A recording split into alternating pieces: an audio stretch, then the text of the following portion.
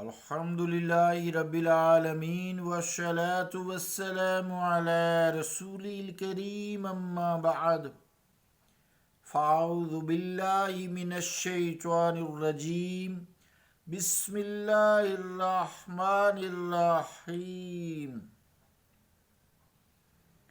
وما لکم لا تؤمنون باللہ والرسول يدعوكم لتؤمنوا بربكم قد أخذ ميثاقكم إن كنتم مؤمنين هو الذي ينزل على عبده آيات بينات لِيُخْرِجَكُم مِّنَ الظُّلُمَاتِ إِلَى النُّورِ وَإِنَّ اللَّهَ بِكُمْ لَرَءُوفٌ رَحِيمٌ۔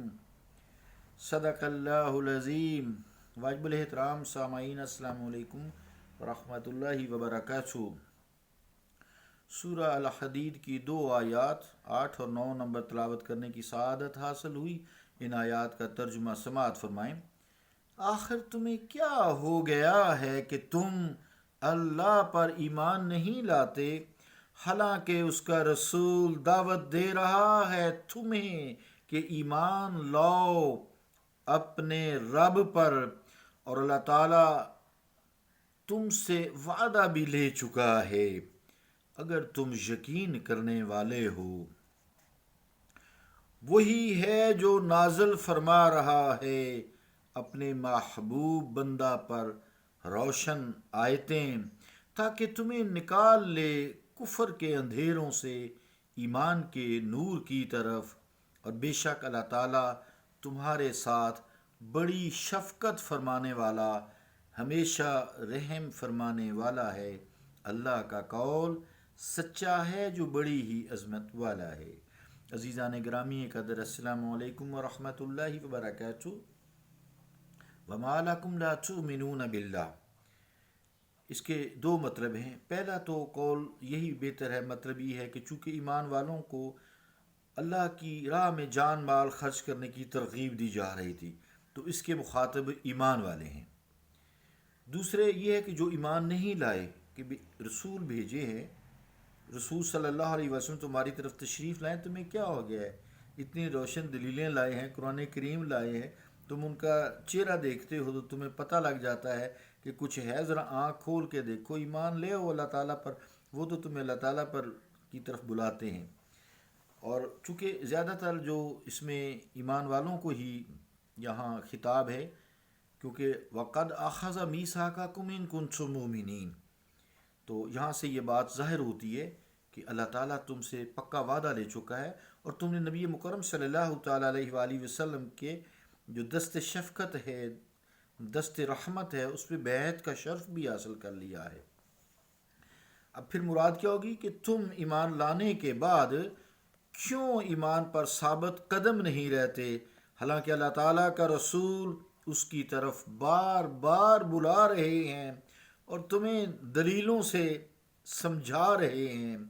انسان زبان سے تو اللہ تعالیٰ پر ایمان لانے کا عزیزان گرامی قدر دعویٰ تو بہت کرتا ہے، لیکن جب آزمائش کی گھڑی آ جاتی ہے، پھر اس کو سچ ثابت کرنا، اپنے ایمان کا اس پہ استقامت رکھنا انتہائی مشکل ہو جاتا ہے۔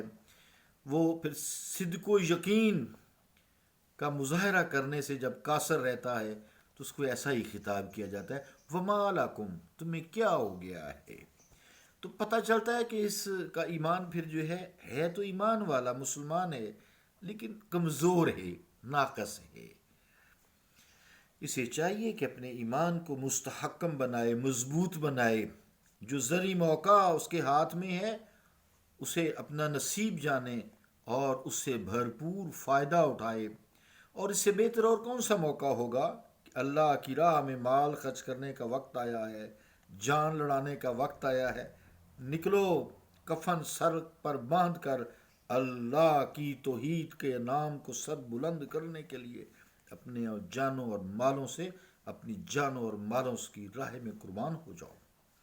عزیزان گرامی قدر، جب اللہ تعالیٰ کا پھر حبیب مکرم صلی اللہ تعالیٰ علیہ وآلہ وسلم جب اللہ کے حبیب دعوت دے رہے ہوں تو کیا دعوت کمال ہے، نورانی بیان ہے، تاریکیاں چھٹ رہی ہیں، دل منور ہو رہے ہیں، آنکھیں روشن ہو رہی ہیں، ذہن صاف ہو رہے ہیں، ایمان تازہ ہو رہا ہے، ایک نیا جوش اور ولولہ پیدا ہو رہا ہے۔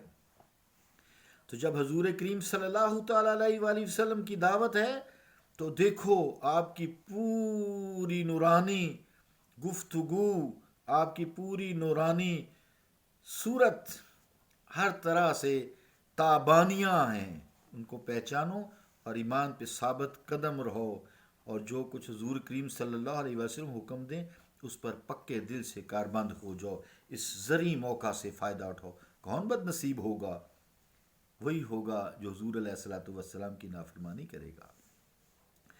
عزیزان گرامی کے اللہ کریم فرماتا ہے جب تم نے، یہاں سے اب آیت کا حصہ، قد اخذ میثاقکم ان کنتم مؤمنین، کہ جب تم نے اسلام قبول کیا تھا اس وقت میرے رسول کریم صلی اللہ علیہ وآلہ وسلم سے تم نے پختہ وعدہ لیا تھا، کیا وہ تمہیں یاد نہیں رہا؟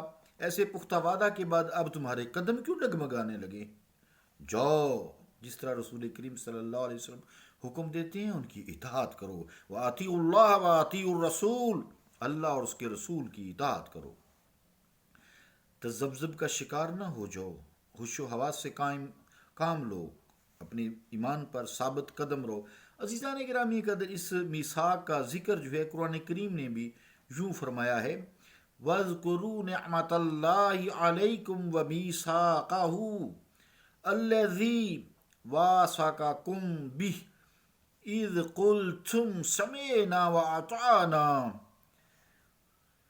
اللہ تعالیٰ نے یعنی جو تم پر نعمت کی ہے اور اس پختہ وعدہ کو تم یاد کرو جو تم نے اس کے ساتھ کیا تھا جب تم نے کہا تھا ہم نے تیرا ہر حکم سنا، ہم نے تیرا حکم سنا اور ہم نے تیری اطاعت کی۔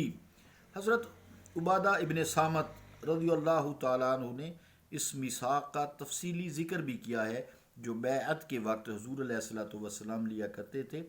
آپ فرماتے ہیں بایعنا رسول اللہ صلی اللہ علیہ وسلم علی السمع فی النشاط والکسل وعلی النفقۃ فی العسر والیسر وعلی الامر بالمعروف والنہی عن المنکر وعلی ان نقول فی اللہ تعالی ولا نخاف لومۃ لائم۔ مسند امام احمد جلد 5 صفحہ 325۔ حدیث پاک کا ترجمہ یوں ہے، ہم نے رسول اللہ صلی اللہ علیہ وآلہ وسلم سے اس بات پر بیعت کی کہ ہم حضور علیہ الصلوۃ والسلام کے ہر فرمان کی تعمیل کریں گے، نشاط کی کیفیت ہو یا کسل مندی کی حالت ہو، ہم اللہ کی راہ میں اپنے مال خرچ کریں گے، خواہ ہم تنگ دست ہوں یا خوشحال، ہم نیکی کا حکم دیں گے، برائی سے روکیں گے، اللہ تعالیٰ کے بارے میں سچی بات کہیں گے اور کسی ملامت کرنے والے کی ملامت سے خائف نہ ہوں گے۔ اللہ اور اس کے رسول کریم صلی اللہ علیہ وآلہ وسلم کا قول سچا ہے۔ عزیزان گرامی کے در 9 نمبر آیت میں جو ہے وَالَّذِي يُنَزِّلُ الْعَبْدِ آیَاتٍ بَيِّنَاتٍ، یہاں قرآن کریم اور وحی کا تذکرہ ہے کہ اللہ تعالیٰ نے یہ نور قرآن کریم کا حضور صلی اللہ علیہ وسلم کے قلب اطہر پر جو نازل کیا ہے، کیوں نازل کیا ہے، اس کا مقصد آگے بتایا، لِيُخْرِجَكُم مِّنَ الظُّلُمَاتِ إِلَى النُّورِ، تاکہ تمہیں گمراہی کے اندھیروں سے نکال کے نور میں لائے۔ تو گمراہی، گناہ کے اندھیرے بہت ہیں، ہدایت کا راستہ ایک ہی ہے، وہی راستہ ہے جس کی ہم دعا کرتے ہیں، اہدنا الصراط المستقیم صراط الذین انعمت علیہم، ہمیں سیدھے راستے پہ چلا، وہ راستہ ان لوگوں کا راستہ جن پہ تو نے انعام کیا ہے۔ وہ کون سے ہیں؟ وہی پھر من النبیین والصدیقین والشہداء والصالحین واولئک حسن اولئک رفیقا، بس انہی کا راستہ ان لوگوں نے اللہ تعالیٰ کے رسول کا راستہ اپنایا ہے جو صدیقین ہیں، شہداء ہیں، صالحین ہیں، اولیاء اکرام ہیں، متقی لوگ ہیں، علماء خیر ہیں، یہ سارے اس میں امامین ہیں، یہ سارے جتنا بھی ہم پیچھے سے صحابہ کرام ہیں، اہل بیت ہیں، انہوں نے اللہ تعالیٰ کے رسول کی اطاعت کی. تم بھی ان کے راستے جو انہوں نے راستے کی پہ چلے ہیں، ان راستے کی تم دعا بھی کرتے ہو، اسی پہ کار بند ہو جاؤ. اور چونکہ گمراہی کے اندھیرے بہت سارے ہیں، نور کا ایک ہی ہے راستہ جو اللہ تعالیٰ سے ملاقات کا راستہ ہے، معرفت کا راستہ ہے. پھر فرمایا ان اللہ بکم لرؤوف الرحیم، بے شک اللہ تعالیٰ تو تم پہ شفقت فرمانے والا ہے، رحم فرمانے والا ہے. صلی اللہ تعالی علی رسول خیر خلقہ محمد وعلی آلہ وصحابہ اجمعین برحمتک یا ارحم الراحمین.